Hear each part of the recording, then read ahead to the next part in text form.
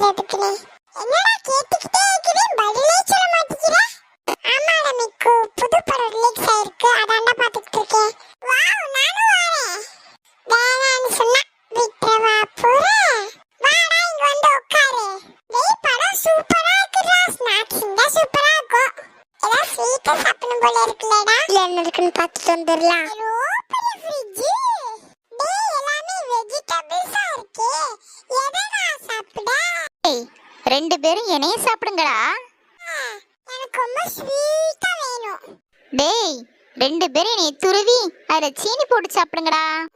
சீனி போட்டு சாப்பிட்டா நல்லா இருக்குமா கேரட்?